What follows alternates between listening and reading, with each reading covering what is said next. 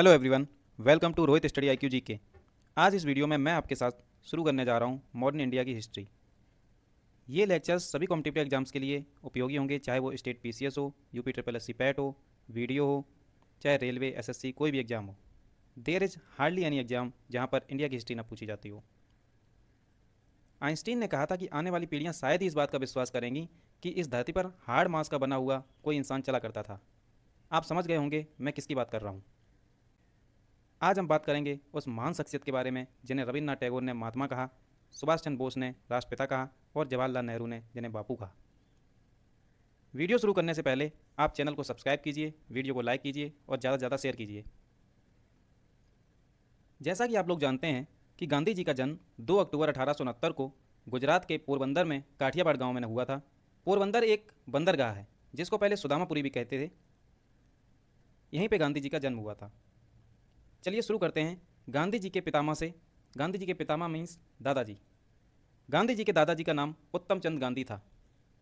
पोरबंदर के राजा के यहाँ दीवान थे और उसके बाद उत्तम चंद गांधी के पुत्र करमचंद गांधी, जो कि गांधी जी के पिताजी थे, ये भी पोरबंदर के यहाँ पे दीवान का काम करने लगे। करमचंद गांधी को काबा गांधी भी कहते थे और इनके 4 विवाह हुए थे। मतलब गांधी जी के पिता जो थे उनके 4 विवाह हुए थे। इनकी चौथी पत्नी जो थी पुतलीबाई, और इन्हीं की संतान थे महात्मा गांधी। मोहनदास करमचंद गांधी, मोहनदास गांधी जी का नाम था और करमचंद गांधी उनके पिताजी का नाम था। गुजरात में परंपरा है कि पुत्र अपने पिताजी का नाम अपने नाम के आगे जोड़ता है। गांधी जी ने भी इस परंपरा को फॉलो किया और अपना नाम मोहनदास करमचंद गांधी रखा। मोहनदास का जन्म 2 अक्टूबर 1869 को पोरबंदर के काठियावाड़ गांव में हुआ था और 1876 में इनकी सगाई कर दी गई थी कस्तूरबा गांधी से। मात्र 6 से 7 साल की उम्र में गांधी जी की सगाई कर दी गई थी और 13.5 साल की उम्र में 1883 में कस्तूरबा गांधी जी के साथ इनका विवाह कर दिया गया। कस्तूरबा गांधी जी का जन्म 1869 में हुआ था और ये वहाँ के व्यापारी गोकुल दास माखन की पुत्री थी, जो कि एक वहाँ का धनी व्यापारी था पोरबंदर का। विवाह के 2 वर्ष बाद ही गांधी जी के पिता का स्वर्गवास हो गया। मीन्स 1885 में गांधी जी के पिता की डेथ हो गई। फिर गांधी जी की अगर प्रारंभिक पढ़ाई की बात की जाए तो गांधी जी की प्रारंभिक पढ़ाई पोरबंदर में हुई थी। उसके आगे की पढ़ाई, मैट्रिक की पढ़ाई गांधी जी ने राजकोट से पास की। मैट्रिक की पढ़ाई करने के बाद गांधी जी ब्रिटेन चले गए। ब्रिटेन में इन्होंने इनर टेम्पल नामक कॉलेज से बैरिस्टर की डिग्री ली और वापस इंडिया में आ गए। इंडिया में इनका वकालत का काम इतना अच्छा ठीक ठाक नहीं चला। फिर ये 1893 में दादा अब्दुल्ला का मुकदमा लड़ने के लिए साउथ अफ्रीका में गए। चलिए गांधी जी के परिवार के बारे में जान लेते हैं, क्योंकि यहाँ से क्वेश्चन तो बनेंगे ही और साथ ही हमें अपने लीडर के विषय में भी पता होना चाहिए। भारत सरकार ने 1996 में गांधी जी के सम्मान में नोट पे गांधी जी की फ़ोटो छापना शुरू कर दिया। ये फ़ोटो गांधी जी की पैतृक लॉरेंस के साथ खींची गई थी। गांधी जी के 2 भाई थे, एक का नाम था लक्ष्मीदास, दूसरे थे कृष्णदास, और गांधी जी की एक बहन थी रवियाबेन। और गांधी जी के 4 पुत्र थे, हरिलाल, मणिलाल, देवदास और रामदास। बहुत ही आसान है, हरिलाल और मणिलाल 2 लाल हैं और 2 हैं दास। हरिलाल, मणिलाल, देवदास और रामदास। हरिलाल जो थे सबसे बड़े पुत्र थे गांधी जी के। 1911 में गांधी जी से इनका विवाद हो गया। इनका विवाद क्यों हुआ? क्योंकि हरिलाल चाहते थे कि वो लंदन जाके पढ़ाई करें, लेकिन गांधी जी ब्रिटिशर्स की पॉलिसी समझ चुके थे, इसलिए उन्होंने हरिलाल को लंदन जाने से मना कर दिया। इसलिए हरिलाल और गांधी जी के बीच में विवाद हो गया। आगे चल के 1930 में हरिलाल ने अपना नाम अब्दुल्ला गांधी कर लिया और कुछ समय के लिए ये मुस्लिम बन गए थे। बाद में ये आर्यन समाज के फॉलोअर बन गए थे। दूसरे पुत्र थे इनके मणिलाल। मणिलाल गांधी जी के साथ साउथ अफ्रीका में रहते थे और इंडियन ओपिनियन पत्रिका का संपादन का कार्य करते थे। जो मणिलाल है ये आज भी इनका परिवार साउथ अफ्रीका में ही रहता है। गांधी जी के तीसरे पुत्र थे रामदास। गांधी जी का अंतिम संस्कार उनके पुत्र रामदास ने किया था। ऐसा कहा जाता है कि उस समय हरिलाल भी उपस्थित थे, लेकिन गांधी जी की इच्छा थी कि उनका अंतिम संस्कार रामदास द्वारा किया जाए, इसलिए रामदास ने गांधी जी का अंतिम संस्कार किया। रामदास के पुत्र मीन्स गांधी जी के परपौत्र कानू गांधी, ये गांधी जी के फोटोग्राफर थे, जो गांधी जी की हमेशा फ़ोटो खींचते थे। आज भी इनकी फ़ोटो सब मौजूद मिल जाएंगी आपको इंटरनेट पे। कानू गांधी की पत्नी थी आबा गांधी। आबा गांधी हमेशा गांधी जी के साथ रहती थी, उनकी स्टिक की तरह, इसलिए आबा गांधी को walking stick of Mahatma Gandhi कहते थे। गांधी जी के चौथे पुत्र थे देवदास। देवदास हिंदुस्तान टाइम्स के संपादक थे और भारत के जितने आंदोलन हुए हैं गांधी जी के, उनमें भी गांधी जी के साथ रहे हैं देवदास। गांधी जी के 5वां पुत्र पांचवें पुत्र नहीं थे, लेकिन गांधी जी ने इनको अपना पांचवा पुत्र बताया है, राय बहादुर जमनालाल बजाज। ये क्वेश्चन कई बार पेपर में पूछा गया है कि गांधी जी के पांचवें पुत्र, गांधी जी अपना पांचवा पुत्र किसको मानते थे। गांधी जी की उपाधियां, गांधी जी को बहुत से लोगों ने अलग अलग उपाधियां दी हैं, वो एग्जाम्स के लिए महत्वपूर्ण बन जाती हैं, उनको देख लेते हैं। महात्मा, गांधी जी को महात्मा रविन्द्रनाथ टैगोर ने कहा था। ये बात चंपारण सत्याग्रह के टाइम की है, 1917 की। जब चंपारण सत्याग्रह सफल हो गया तब रविन्द्रनाथ टैगोर ने गांधी जी को कहा कि आप तो महात्मा हैं। इसी समय गांधी जी ने रविन्द्रनाथ टैगोर को गुरुदेव कहा, मीन्स रविन्द्रनाथ टैगोर को गुरुदेव की उपाधि महात्मा गांधी ने दी। बाबा मलंग, बाबा मलंग गांधी जी को खान अब्दुल गफ्फार खान कहते थे। खान अब्दुल गफ्फार खान गांधी जी के इतने बड़े फॉलोअर थे कि इनको सीमांत गांधी कहा जाता है। राष्ट्रपिता, राष्ट्रपिता गांधी जी को सुभाष चंद्र बोस ने कहा था। बापू, बापू की उपाधि पंडित जवाहरलाल नेहरू ने गांधी जी को दी थी। अर्धनग्न फकीर, ये पेपर में पूछा भी गया है कई बार। अर्धनग्न फकीर विंस्टन चर्चिल ने कहा था गांधी जी को। ये बात 1931 की है, जब सेकेंड राउंड टेबल कॉन्फ्रेंस में गांधी जी इंग्लैंड में गए थे तो विंस्टन चर्चिल ने उस समय गांधी जी को अर्धनग्न फकीर कह के पुकारा था। देशद्रोही फकीर, देशद्रोही फकीर गांधी जी को फ्रैंक मॉरिस ने कहा था। ये भी सेकेंड राउंड टेबल कॉन्फ्रेंस की बात है, जब गांधी जी को देशद्रोही फकीर कह के फ्रैंक मॉरिस ने कहा था। One man boundary force, Gandhi ji को one man boundary force Mountbatten ने कहा था। नेक्स्ट मोनिया, मोनिया गांधी जी के बचपन का नाम था। मोनिया गांधी जी को उनके परिवार के लोग और उनके दोस्त कह के बुलाते थे।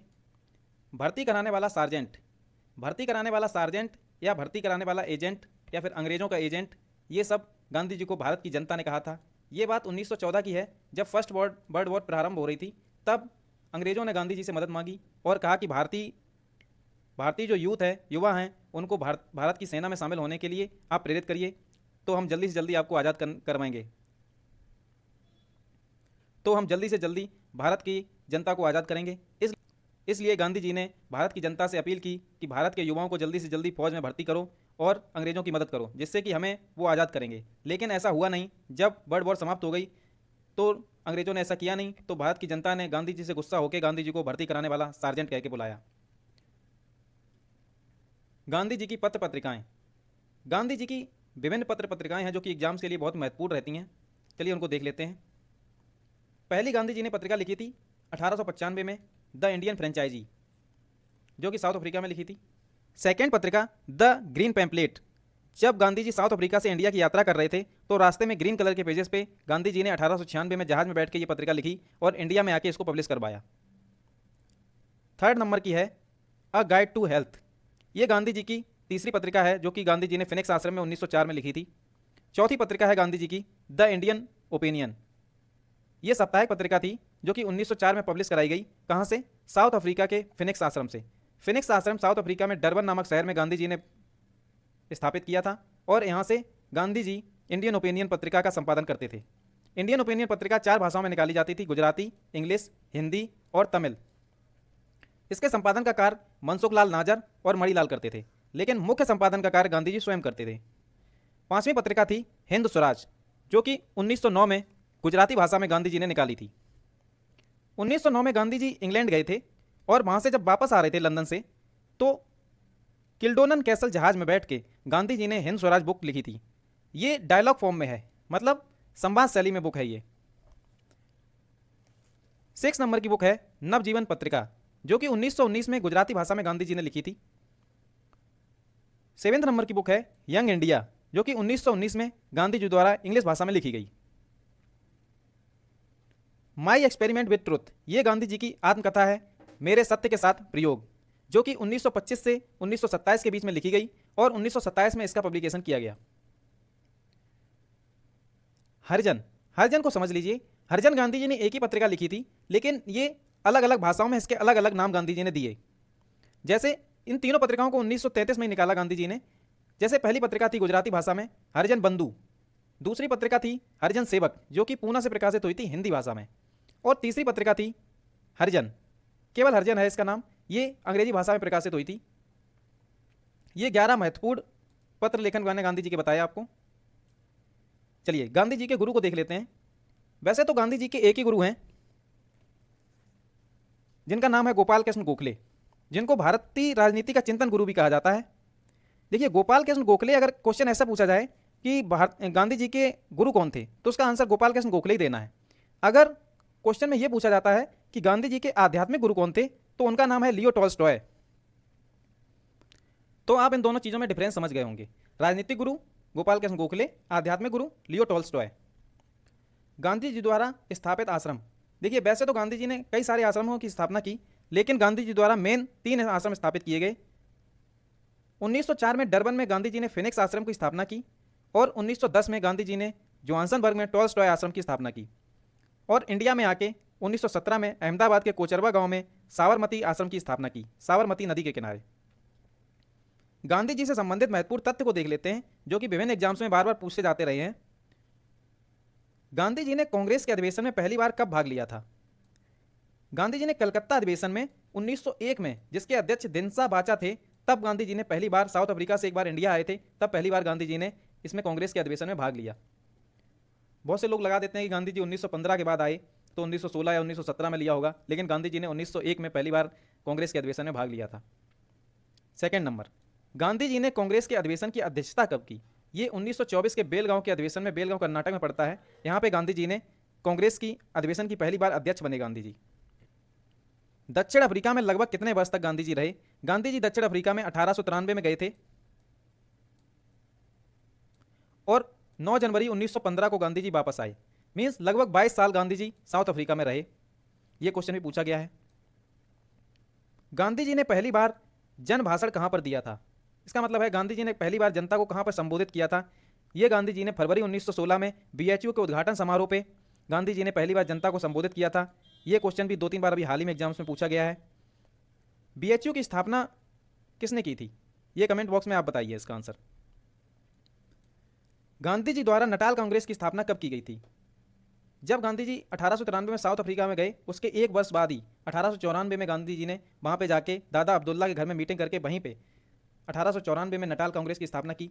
अभी इसके एक नया लेक्चर, नेक्स्ट लेक्चर आएगा गांधी जी इन साउथ अफ्रीका, उसमें गांधी जी ने साउथ अफ्रीका में क्या क्या काम किए उसको मैं पूरा डिटेल से बताऊंगा आपको। गांधी जी द्वारा गिरमिटिया मजदूर आंदोलन कहाँ पे चलाया गया था? देखिए, गिरमिटिया मजदूर आंदोलन गांधी जी ने साउथ अफ्रीका में चलाया था। क्यों चलाया था? गिरमिटिया मजदूर, आप मतलब समझिए, 1860 के आसपास साउथ अफ्रीका में अंग्रेज़ों का ध्यान गन्ना की खेती की तरफ जाता है, और गन्ना की खेती के लिए मैन पावर की ज़रूरत होती है। अब मैन पावर अंग्रेज़ों को कहाँ मिलेगी? इंडिया में। तो अंग्रेज़ों ने एक सिस्टम बनाया एग्रीमेंट का, कि एग्रीमेंट के थ्रू इंडिया से मजदूर ले जाएंगे और साउथ अफ्रीका में ले जाएंगे, वहाँ पे रहेंगे और वो लोग खेती करेंगे, उनसे काम कराएंगे, हम प्रॉफिट लेंगे। तो क्या होता है, इंडिया से लोग एग्रीमेंट के थ्रू 5-5 साल के लिए, 5 साल का एग्रीमेंट होता था, वहाँ पे जाने लगे साउथ अफ्रीका में, और वहाँ पे रहने लगे। रहते से इंडिया के लोग मेहनती होते हैं, संपन्नता आ गई धीरे धीरे, लोगों ने वहाँ ज़मीन खरीद ली, घर बना लिए। घर बनाने के बाद वहाँ पे ब्रिटेन के जो ब्रिटिशर्स थे, उनको लगा कि ये लोग तो बहुत संपन्न होते जा रहे हैं, तो उन पर क्यों ना एक टैक्स लगा दिया जाए भारतीयों पे। तो उन्होंने वहाँ पे 25 पाउंड उन पर ईयर के हिसाब से टैक्स लगाना शुरू कर दिया, लेकिन ये टैक्स पास नहीं हो पाया वहाँ की संसद में, तो इसको 3 पाउंड कर दिया गया। लेकिन 3 पाउंड भी बहुत ज़्यादा था इंडियंस के लिए। तो फिर गिरमिटिया जो मजदूर थे वहाँ पर जो रहते थे, वो गांधी जी के पास आए। गांधी जी ने फिर गिरमिटिया मजदूर आंदोलन चलाया 1909 में, और ये 3 पाउंड का जो टैक्स लगता था वो समाप्त करवाया। फिर गांधी जी जब 1917 में भारत में 1915 में भारत में वापस आ गए, फिर 1917 में गिरमिटिया प्रथा को पूरी तरीके से समाप्त कर दिया गया। यही है गिरमिटिया सिस्टम। इसको हम और डिटेल में पढ़ेंगे जब साउथ अफ्रीका वाला लेक्चर कंप्लीट करेंगे तब। गांधी जी से संबंधित बहुत ही महत्वपूर्ण टॉपिक आपको कंप्लीट करा दिया। अगर आपको वीडियो अच्छी लगी हो तो चैनल को सब्सक्राइब कीजिए, वीडियो को लाइक कीजिए। मिलते हैं रोहित स्टडी IQ GK की बहुत ही जल्द नेक्स्ट वीडियो में। बहुत बहुत धन्यवाद। Thank you.